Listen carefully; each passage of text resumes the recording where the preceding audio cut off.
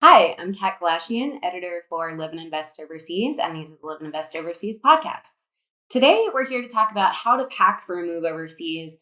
I think for a lot of people, this can be one of the biggest hurdles to thinking about how to actually physically make the move overseas.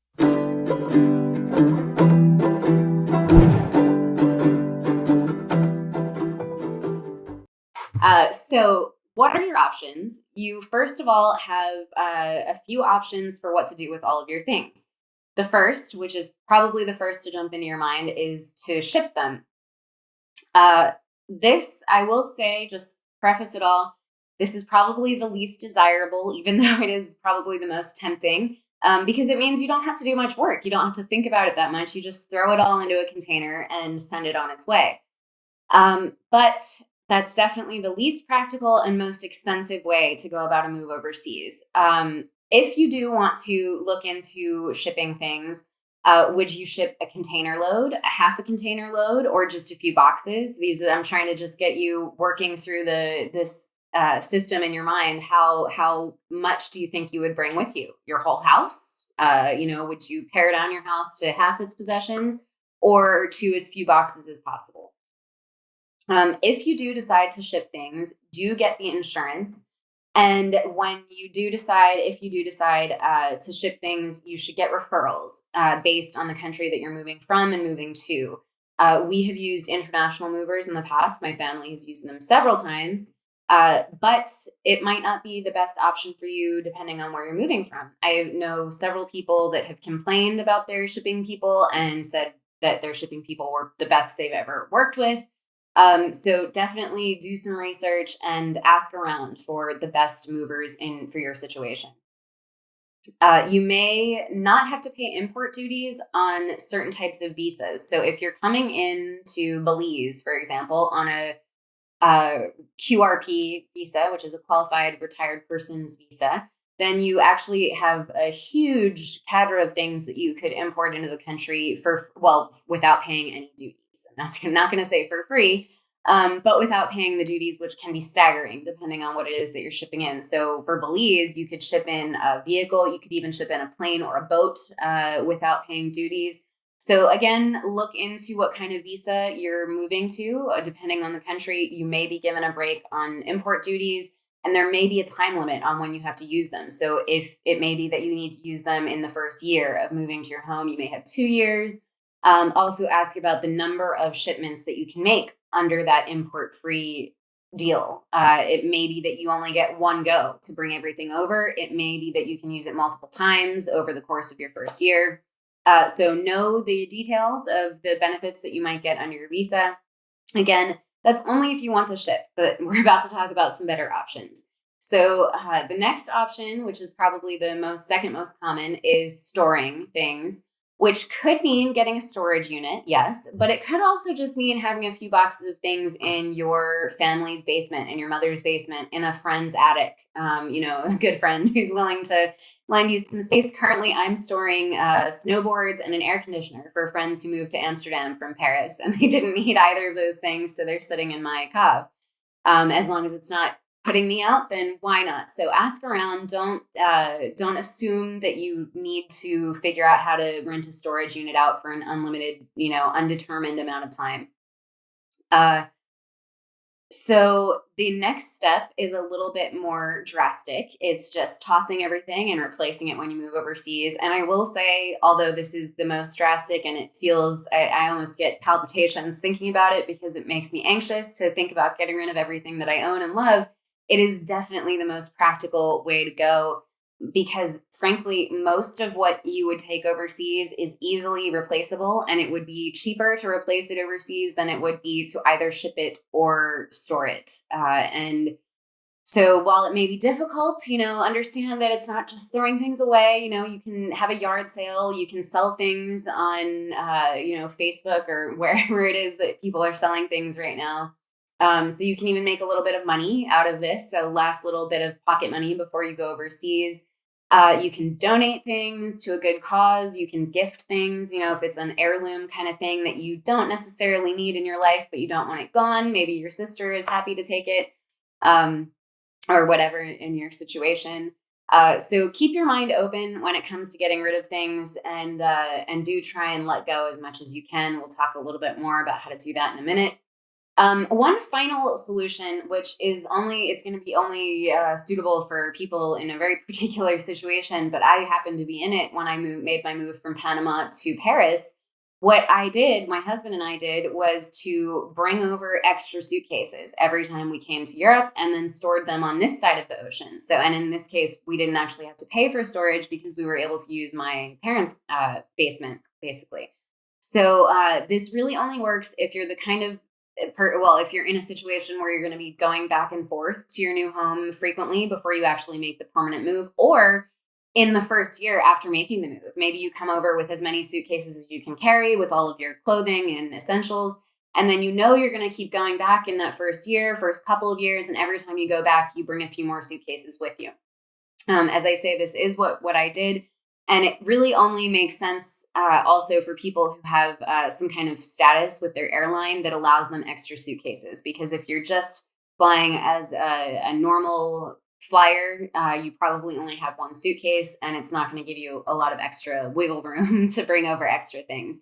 So it's a pretty particular situation, but it can save lots of time and money if you're in a position to do it. So coming back to what to get rid of and what to keep. So we have three big benchmarks for how to figure this out. And if you can force yourself to use it and use it strictly, it really will help you to get rid of things that you honestly won't remember you owned a year later. So first of all, does it have lasting memories? When you look at it, are you immediately transported back to either the moment that you bought it or some funny thing that happened while you owned it? Whatever it is, if it's a lasting memory, if it's a legacy kind of item, then don't get rid of it. If you do, you're likely to just regret it later. And I know many people who've tried to go too strict, gone too far in the one direction instead of the other. And instead of keeping everything, they got rid of everything. And then a year or two later, they thought, well, I shouldn't have done that. That was something that I wanted to give to my children or my grandchildren. So to give an example, the everyday china, or say plates that you use in your kitchen every day, they're not something that you need to bring with you. Your wedding china, though, might be something you do want to bring with you. That's also something you might just keep stored in somebody's basement, though. Are you using your wedding china every month, a few times every year? Is it worth taking it over for that much usage? Your second benchmark for whether to keep it or toss it is, can it be easily replaced? And most of your possessions are going to fall into this category, whether it's furniture or the dishes, the cooking pots and pans, whatever it is. Most likely it's going to be not only cheaper to buy it overseas, but also more practical. Because, for example, if you're moving to Europe, let's say, take my own example again, I moved from a very large kitchen in Panama in a very large modern condo to a very small, traditional Parisian apartment. So half of the plates and pots that we had in Panama wouldn't even fit into the cabinets here. I mean, literally the dimensions of a plate would be bigger than the dimensions of my cabinet here. So keep in mind the fact that what you had back home might not be suitable for your new life overseas. And things like style also come into it too. I mean, how much more fun to move to, say, your new tropical beach house in Belize and buy new tropical themed furniture and, rattan furniture and plates with palm trees on them and fun things that really fit in with the style of your new home. So two things to keep in mind. Can it be more easily replaced overseas, or can it be replaced more cheaply than it would be to ship it or to store it in either location? So definitely a very quantifiable, the first one is a little bit more subjective, but the second one is much more quantifiable. Look up online how much it will cost for a new sofa, a new armchair, whatever it is overseas in your new home. And then the third is, have you used it lately? How big is that layer of dust over it? Or when was the last time you wore it? And this is something that we should all do in all of our lives, no matter whether we're moving or not. But moving is a really great opportunity to turn over a new leaf and clean the slate and really get rid of all that excess stuff that you just really don't need. And I am the first to admit that I love stuff. I am not a minimalist. I find it very hard to throw things away, to leave things behind. I probably am the worst culprit of all of the things on this list that I'm reading because I do attach sentimental value to everything, and there are things that I really have a hard time getting rid of. So I am the first to admit that this is not easy. I've kept clothes just for sentimental reasons, even though I know I'll never wear it again. So that's how bad I am with this stuff. But if you can bring yourself to do it, it really does feel good when you get rid of it. A few things that you want to make sure you really do bring with you: medications, at least a month's supply. This really goes for prescriptions, even things like contacts, things that it will take you a little bit of time to set up your new resources in your new home. So going to a new ophthalmologist, going to a new doctor to get new prescription for your heart medication or whatever it is, you're not gonna want to do that all immediately after landing in your new home. You want to go have fun. You don't want to have to think about making a dentist appointment or anything else. So give yourself as much leeway as you can. Ask your doctor back home to extend your prescription. If it's a limited time prescription, ask him to give you an extended volume of those whatever medications it is that you're getting, so that you have some time overseas, say a month at the very least, but I would say better would be 3 months, even 6 months, if you are able to get that much medication at once. So prescription meds for sure, but also don't forget your favorite over-the-counter remedies, because they're likely to be very different overseas. You may not have the brands that you like. They may not be brands that work for you. If there's something you're very attached to, like Tums are not widely available outside of North America. So it's some small things like that. Pepto-Bismol is another one that people find shocking to go overseas and see that they don't sell it anywhere. So if you go to Mexico, sure, that's still North America. All the brands are going to be the same. But any further south than Mexico and across either of the oceans, all of these things are going to be different. The local remedies are much different. And if your body isn't used to them, they may not work as well for you. So, you'll certainly find alternatives after living in a place for a while. But you don't want to you don't have to deal with it when you first arrive. You want to just be able to live as smoothly as possible. You'll have enough transitions to get over in those first few months. Your computer from your home country. So I'm sure that we're all on laptops now. I think very few people in the world would still have a desktop of any kind. But don't go overseas and assume you're going to buy a new laptop, because most likely it's going to be, first of all, programmed. The programming will be set in another language. But most importantly is that the keyboard will be different. The keyboard will be set to whatever language it is in the country that you're living in. And you can order English laptops and English keyboards, but they take longer to come and they usually cost more. So it's not like you can just run to the Best Buy and pick up the first laptop you see there. You'll have to go in and pre-order, and it may be weeks, could be a month until you have the product available that you want. So computer from your own country is an absolute must. Your smartphone as well is something that you can just bring over with you. You don't need to get a new phone when you move overseas. And these days it's very easy to switch out what's called the SIM card, the little chip inside your phone that gives you your phone number. And in fact, some cell phones let you have multiple SIM cards. So you could keep your SIM card from back home. You would have to still keep paying a bill. So you have to talk to your phone provider about if they have an easy, a cheap, affordable ongoing plan, maybe a pay-as-you-go plan. But you couldn't feasibly keep your SIM card from back home and still keep your US number, and then also go overseas, get your new SIM card, and have them both in your phone at the same time. More typical, though, is that you'll take out your American SIM card or your Canadian SIM card and you'll go overseas and you'll get a new one. Often they're sold in the airports nowadays because they know people want to get them as soon as they arrive, even if they're just there as a tourist. And what that does is it gives you a local phone number and access to local cell service. So it usually, if you're getting it from the airport, it's probably going to be a pay-as-you-go. But if you go into an actual phone store, they will help you get onto a plan. And plans can be much, much cheaper in the rest of the world than they are at least in the United States. So another place that you might be able to save some money. Things that you should also bring include any kind of viewing device, such as a plug-in viewing device, such as an Apple TV or a Amazon Firestick. No, don't bring your Comcast cable box over with you. But if it's something that you bought in a store and you plug into the back of your TV using a USB or any other kind of little local hookup, those things will work overseas as well.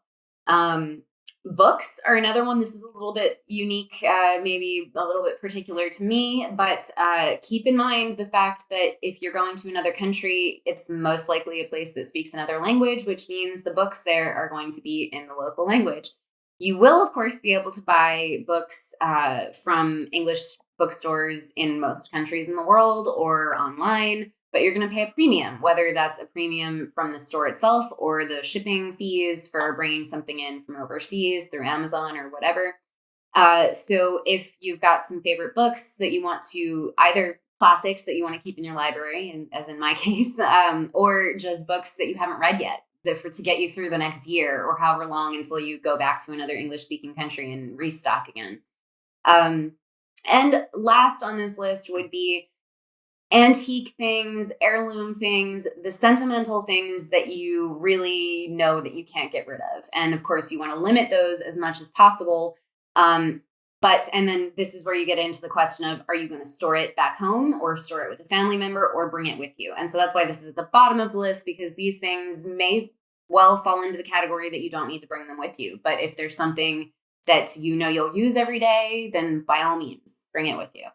Um, what to leave? Furniture is, top of the list. You should empty out your house, really. Unless you really, really love everything that you own and you know the house that you're going to be moving into, and you know that that house can accommodate all of the things that you want to bring, and you just throw them all in a container and send it off through the seas, then fair enough. And I haven't done it personally, but my family has done this several times. We shipped a few container loads going both directions, both, across the Atlantic towards Europe and back in the other direction again.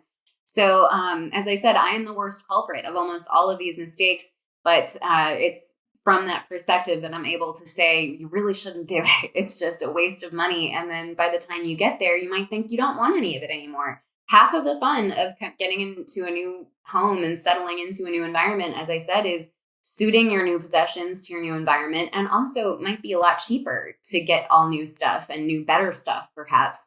If you're going to Latin America, say Colombia, for example, you could get handmade wood pieces carved for your home, tailor made to your living room. And how could it get any better than that? So keep in mind that half the fun of ending up in your new place is the shopping and getting new things and treating yourself to a kind of whole new lifestyle. So don't get too hung up on your past possessions. If you can, offload all of your furniture, all of your appliances, anything with a plug. You're not going to want to bring that anywhere else. I guess there are some exceptions. If you're moving within the Americas, there are, Mexico and Panama, for example, and many other countries do use the US plug. So look into what plug your new home uses. If you're coming to Europe, though, don't bring any of that. It's not going to work without an adapter and maybe even a transformer. And it's just a waste of space, really, to bring any of that over. Another one is a car. And this is probably, a big question that many people have. It's the biggest possible thing you could think to bring with you. And again, I would say leave it at home. Aside from the fact that it costs quite a bit to ship a car overseas, even if you get exemption on those import duties, your car might not be suitable for the new terrain. For example, if it's not a 4-wheel drive, don't take it to Panama unless you're going to stay in the city and in the city only. If you take it anywhere outside the city, you need 4-wheel drive, really. It could also be far too big. If it is a 4-wheel drive and you want to bring it over to Europe, it's not going to fit on these roads. You're not going to be able to park it anywhere, go into any garages. It's just, the streets here were not made for large cars. And it may also be that it's not a commonly sold brand here or wherever your new home is. And so it could be hard to find parts, and it could be very expensive to get people to work on it because to them it's an exotic car, even if it's not to you, even if in where you live now it's the most common car on the road. You have to do some research about if it will fit into your new environment, and that goes, from the terrain to actual maintenance. Anything that's not a custom kind of transportation would fall into this category. So, bikes, surfboards, ski gear, things like that, unless you are a really serious athlete with them and they were custom built for you in some way. And of course, that would put enough value on them that you would want to bring them over. Unless that's the case, just sell it and get a new one when you come over here. It's just not worth the hassle. And again, anything that's easily replaced and non-sentimental. So we talked about the dishes. If it's the wedding china, you might want it, but if it's the normal pots and pans, leave it behind. Decor things. Again, you're going to want to go shopping and really embrace the new aesthetic style of your new home. So you don't necessarily want to move, say, from Florida with your palm cushions and bring them over to Paris. They just wouldn't really fit here. Of course, you can do whatever you want, decorate your home however you want, but part of the fun is, seeing what there is to enjoy in your new home. And that goes to shopping as much as anything else. And so again, speaking mainly to women, being a little bit anti-feminist right now, but I know that it's harder for us to say goodbye to our possessions, but it's also more fun for us to go shopping. So again, my family had this argument every single time. And if my mother didn't ship everything over, she used it as an excuse for a grand shopping spree when we got there. My father was very happy to not have to ship things over, but was less pleased to have to fund her new shopping trip overseas. So have some fun with it. Another good thing to keep in mind is that bed sizes are very different in every country that you'll go to. So not any good either to bring your sheets or your duvets or even pillows. Obviously, nobody's traveling with pillows in their suitcase. But you might be tempted to bring really nice sheets or a really nice duvet cover. And while you can try and see if they'll fit on your new bed in your new home, more likely they're not going to fit at all and just be a nuisance to you. So another really big thing to keep in mind is to buy your sheets when you get to your new home. And if you bring a bed, if you do end up shipping all your furniture and you bring a bed overseas with you, bring all the sheets that go with it with you as well. Don't expect that you can go to your new home and buy new sheets for a bed that wasn't made in that country. Lastly would be clothing for another climate. So I know a lot of people are moving from possibly very cold weather, or at least part of the year cold weather, to year-round warm weather or temperate weather. And not saying you have to get rid of all of your clothes right away. Don't, fill up your car and head over to Goodwill and lose all of your winter parkas. But, they're not something you're going to need in your new home. And even if you're going back home in the middle of winter, you can just ask whoever's picking you up at the airport to bring you a jacket. Bring me my parka when you pick me up at the airport because I won't have one coming from Belize or Panama or wherever. So you're not going to need to bring all of the bulky sweaters and gloves and hats and things like that. Just keep them where they are. If you have a friend or a family member that is willing to keep a box of clothes for you, all the better. If not, a very small storage unit can be very affordable. And that is something that I think is worth storing. You don't want to have to buy a new wardrobe every time you go back home and visit for Christmas, say. So something to keep in mind that it's a waste of space to bring them overseas and then have to pack them when you go home again. I myself took a long time to bring all of my summer clothes over from Panama because I didn't need that many summer clothes. In Panama, I wore summer clothes every day. So even just half of that wardrobe was enough to get me through a summer here in Paris. I'm also a culprit of having a storage unit full of books in Panama. I'm very relieved to say that I just closed it out last month on my last visit to Panama.